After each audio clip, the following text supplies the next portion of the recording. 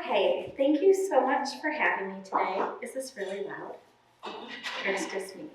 It's okay.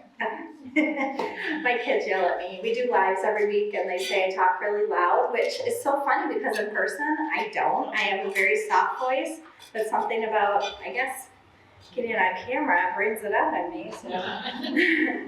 I am just really so happy that we were able to introduce ourselves. What an amazing group of women here. I'd love to hear, just your love for children and families. And after that house fire that happened in Fenton, actually, the smoke detector thing is so close, I think, to so many people's heart.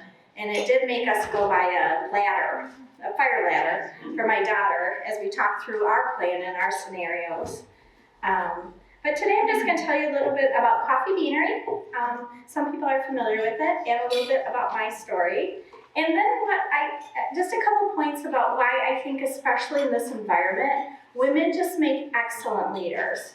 I think that we're just, I'm just stereotypically, we just have some attributes that in this climate make us really, even though I'm in an executive group of men, and I know that I'm the only woman there. And I know that sometimes my ideas and the way I lead is so different than theirs that they can't even comprehend it, but it works. And when they see it in real life play out, I think they just have a different appreciation for women and maybe our softer leadership. And then I'm gonna end with a favorite quote of mine that I found really inspiring. So let's go to the first slide. If you know Julius and Joanne Shaw, they started the Coffee Beanery over 50 years ago with Shaw Services, and they're amazing people. I am so lucky. They are my in-laws, so I've known them for almost 34 years now. I've been married almost 34 years, and Joanne is just a pleasure. She's about this tall and just a dynamo. But we are in our third generation, so I think it's so fun when people talk to us and say, my mom took me to the mall and got me a coffee, and now I get one with my daughter. It's just really heartening to see that the changes that we've made and to see those generational impact. We had somebody in just a couple weeks ago, and his first job was Coffee Beanery. He lives in Chicago now. He has an ad agency. He's super successful. And when we were talking about Coffee Beanery, he got so excited he was jumping up out of his seat. And it's just fun to see. Coffee is a really cool business to be in. It's community. So we're very blessed. So Joanne Shaw, my mother-in-law, has done so much for women. She's mentored women. She was actually the first woman chairperson for the International Franchise Association. So she went onto their board, and there were like 40 men and her. And she worked her way up that board and really has paved the way. I think there's been 4 or 5 other women to lead that organization since then. So she's really a good role model. My mom was kind of more of a stay-at-home mom, so it was so nice to have the contrast of the different role models. So most of you are familiar probably with our stores. So they really are at the heart of our company. We have about 50 stores that are franchised, and they're mostly in like Michigan, Texas, and Maryland, New Jersey. We've got stores in Wyoming and other places, but that's where they're mostly located. And we're actually opening 3 more stores in Michigan in just the next few months. So we're really excited about that. What you might not know about Coffee Beanery is that we actually have international stores as well. We've got stores in China and Qatar, and we distribute in over 5,000 convenience stores. So sometimes when you see our cup, it's from a gas station. So we're really happy with that relationship and just bringing better coffee to those situations. And I think most importantly, we roast our own coffee right on Pearson Road, right here in Flushing, Michigan. So we bring in the beans green, we roast them, we flavor them, we package them right there. And it's kind of cool. We do tours so people can come see. And it's kind of like Mr. Rogers for how does a coffee bean develop. So that's key part of something that makes us a little different than a lot of other coffee companies. And it was very crucial to us when COVID happened. I mean, everybody's world turned on a dime. I know on a Wednesday I came in and I looked around the building and all of our employees who are like family to us, and I thought, if one person gets it, we're shut down. So by Friday, we had a plan in place, and I laid off half of our people. And it was, looking back, it was such a tough day. I mean, I'm crying, they're crying. Some of those people have been with us for, 14, 15 years, and by nothing that they did, I just wanted to get everybody home, safe, protect the company, and myself, my right-hand girl, and Britton, we actually ran the whole company. Luckily, you'll hear my story and know why I could. So, but it was really, and I put my kids in our drive-thrus and just really took into account people's situations too, and just protect the most vulnerable of our employees. We had everybody back to work. Actually, they were begging to come back to work within 6 weeks. But I will tell you that first month, we were in a lot of convenience stores. People were not traveling. There were no cars on the road. We usually order a semi-full of trunk every week to roast. We didn't order coffee for over a month. So, everything, something good comes of everything. So we really were able to focus on our e-commerce and really communicating with our customers. Britton, my daughter, runs our e-commerce division. She was kind of by herself, like in this island. And because we had this time, we were able really to focus on it and focus on our customers, and it really changed the climate of our company and elevated us. So a little bit about me. I just had a life plan. I'm a planner. If you ever go on vacation with me, you're probably going to get it color-coded. Like on this day, we're blue or navy, or blue or black, and then this day, red or white, because it looks really good in photos if everybody matches. So, yeah. She plans photo shoots for our whole vacation. Yeah, so I'm a planner. So my plan, I was going to get married at 25. I was going to have a girl at 27, a boy at 29, and a girl at 31. Because I have 3 brothers, and I just wanted to see the sister thing, because I'm always so jealous when people have sisters. So I knew that was what was going to happen. My actual life, I got married a week after I turned 21. I met my husband here in Michigan. I was going to continue my education in Oklahoma, and he convinced me to stay, and I did. We had our first child in 91. It was a girl. Life was good. My plan is solid. 92, we had a boy. Perfect, right? We're ready to go. 93, a boy. Okay, well, these things happen. I always wanted at least 3 kids, so we're good. 95, another boy. It's like, God, what are you doing? This is not my plan. And like many things, God knows so much better than us. Having 2 boys, if you have 2 boys who are a year apart, it is tough. It's tough on them, it's tough on you. So having that 3rd boy really helped with the dynamics of our house and splitting that up. But at the time, I was not happy.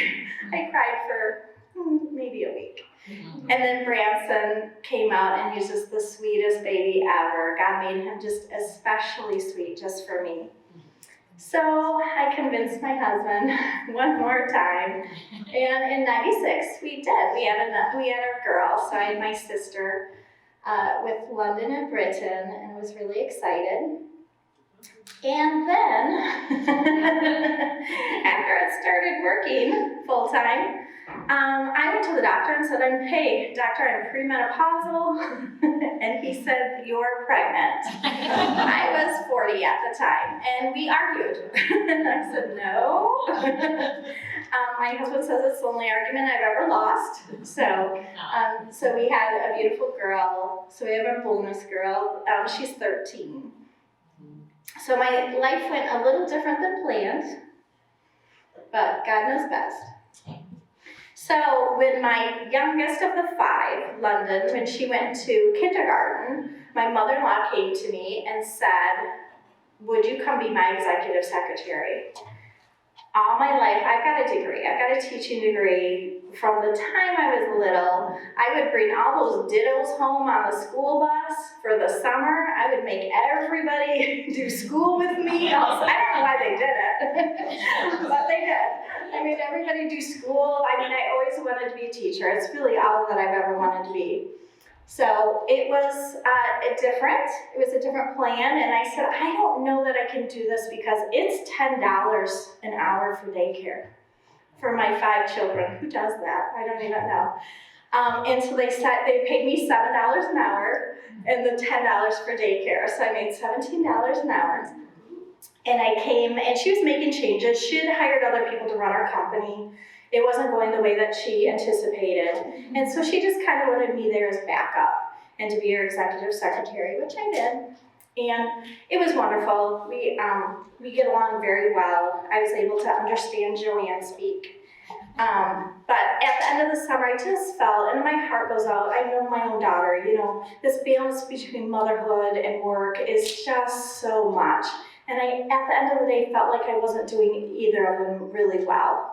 Having 5 babies under 6 is definitely a full-time job. And so I hired her another executive secretary that she liked, and I started just working there part-time. So, and she was open to that, so it worked out really well. So when I first went part-time, there was this fundraising aspect, and the woman who was running it, her mother got sick and she had to leave. So I started looking at this division, and nobody knew how to run this division. There were no processes or directions. There was nothing in place.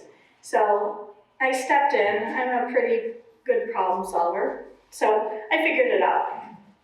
I started doing this fundraising for a few months and decided we were losing money in this division, and it drove me crazy. We were sending things to Michigan today when they'd get there that day. We were, just some of the decisions. Obviously somebody wasn't thinking about profitability in this division.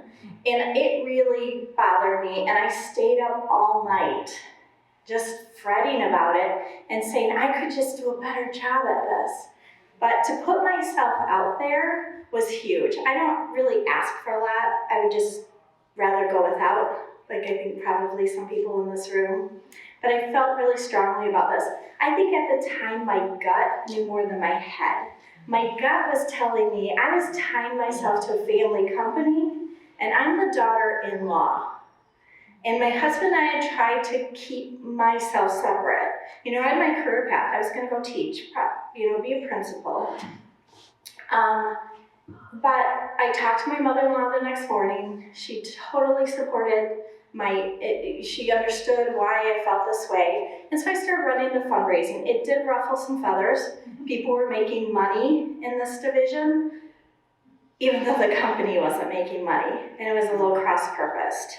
So I did fundraising. I went to different places in the company and improved systems, not really knowing it. It just is kind of something that I did.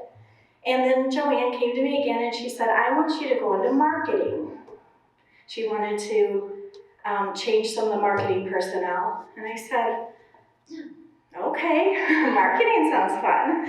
So actually I was going with Britain on spring break, and I read a book, Marketing for Dummies. So she's on spring break, I'm reading this book. And I'd read something really interesting, that if you read 3 books on a subject, you're an expert. Because you know more than 95% of people, or whatever this statistic. So I did this in my life for parenting, for if I was interested in something, my library card probably looked like it was an insane person because of all the subjects. But all through my life, if I want to learn something, I go read. I go read some books, talk to people who are actually doing it.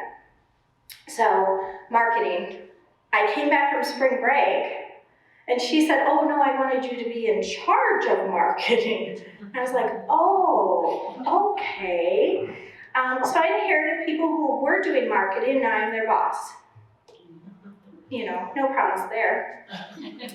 But it worked out really good. I'm a natural leader. It's just, you know, I was the one who would organize VBS.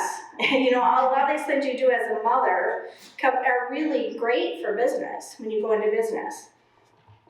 So I went into marketing. Eventually, I took over the whole store division, and this did create some waves in our company. I'm the daughter-in-law, remember? I'm not the daughter, even though everybody thinks I am. So, but it was good.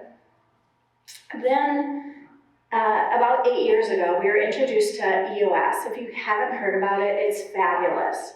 It is just, it's not anything earth-shattering, or it's just a way to organize your business so that it works. There's transparency, there's accountability. I'm sure everybody's been in a meeting where everybody's like, yeah, that's a great idea. And nothing gets done. Nothing ever gets done. As you guys just talk about ideas, but nobody's ultimately accountable for it. So I would highly recommend that you check it out. It's based on the principles good to great.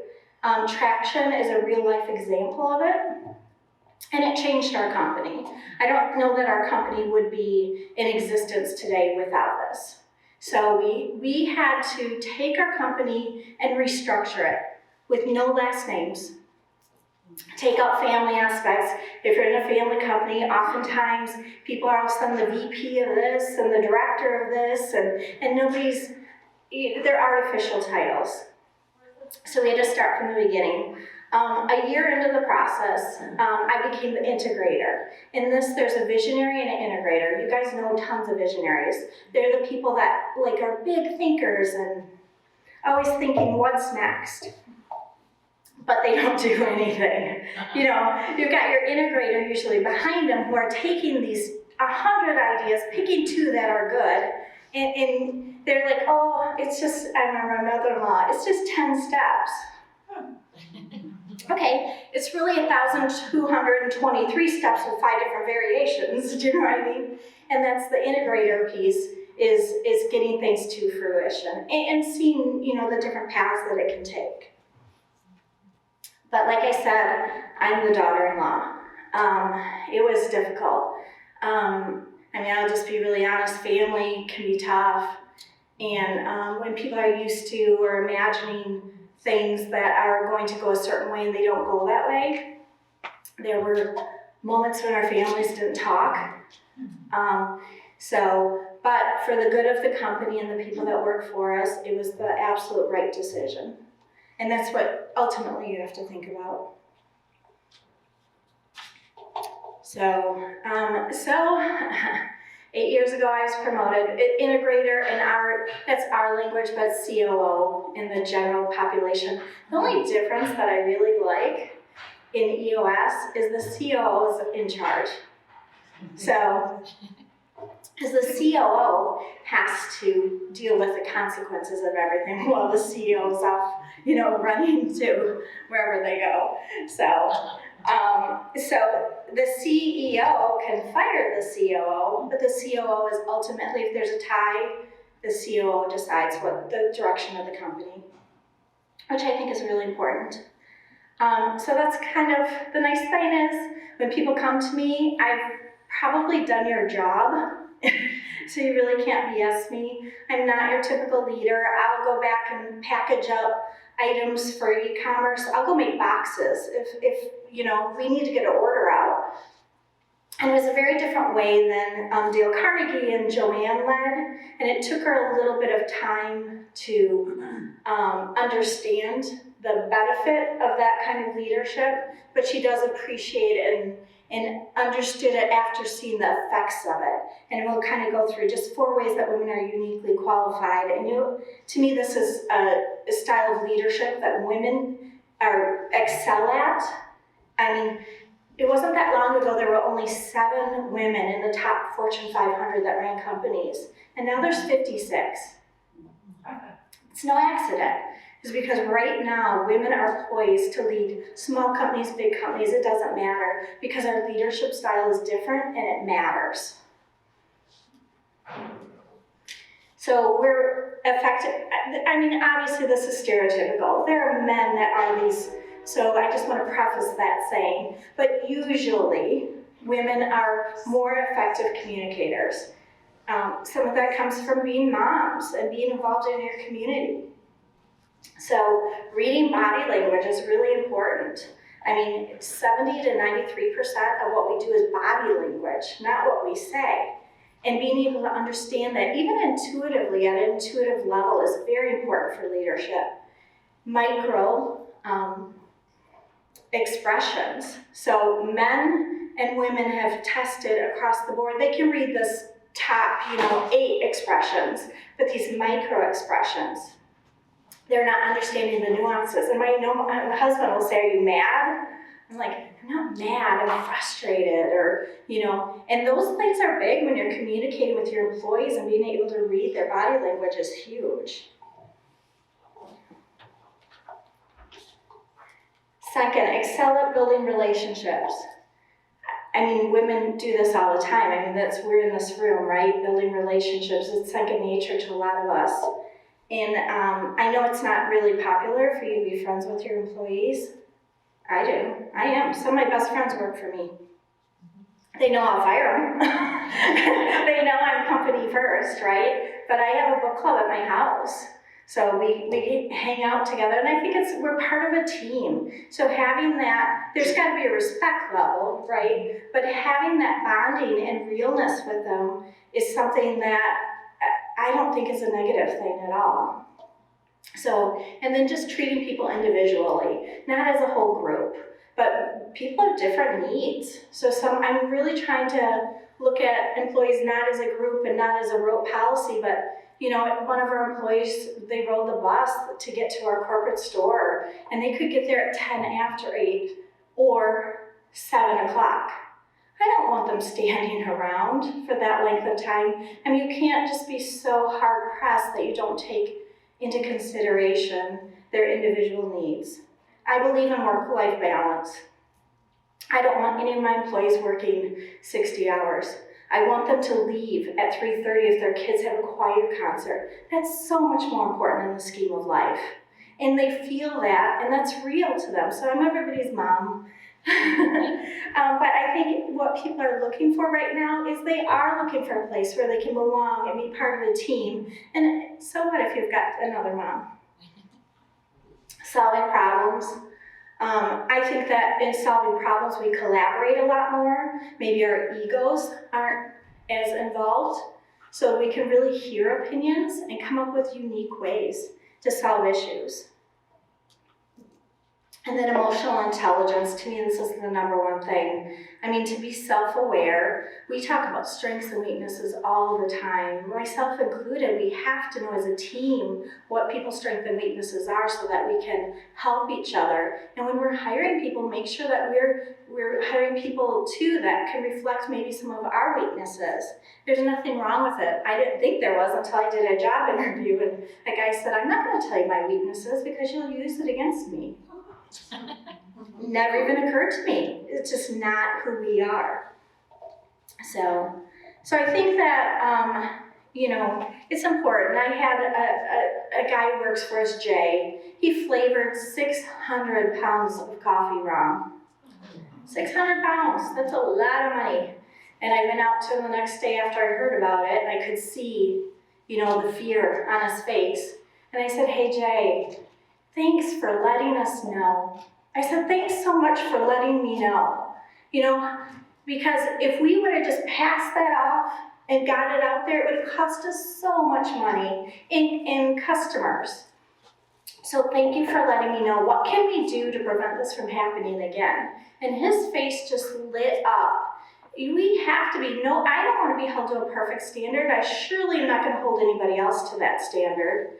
Now, if you keep doing the same thing over and over again, if we fix the system, then we're going to have a discussion. But that's fair. People have to be able to mess up and be okay with that. And for you, I was sincere thanking him because I was thankful that he told me. Otherwise, that would have been a whole nother nightmare.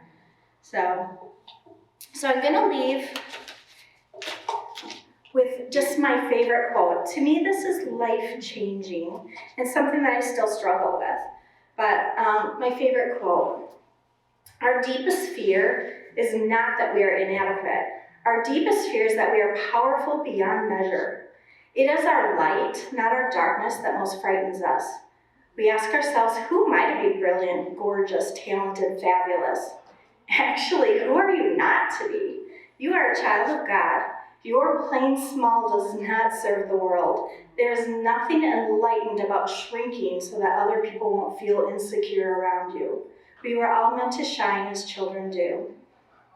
We were born to make manifest the glory of God that is within us. It's not just in some of us, it's in everyone. And as we let our own light shine, we unconsciously give other people permission to do the same. As we are liberated from our own fear, our presence automatically liberates others. And I think this is such an important message. I find myself doing it. I'm in some pretty male-dominated rooms, and I find myself, right, the little submissive voice, and putting my eyes down. I had never, ever in my life made to feel less than when I went to Tennessee to a meeting of men that do not believe women should be in charge. And there's nothing, I mean, as women, we should celebrate each other, and that's why I love this group. Celebrate our accomplishments. And who are we not to say we're fabulous, just as we are? I think that's really important too as you age, and the society devalues us. That we are so unique and important, and my friends, I'm beautiful. I'm beautiful, I'm kind, I'm strong, and I'm smart. And there should be nothing wrong with coming in a room and saying that as women.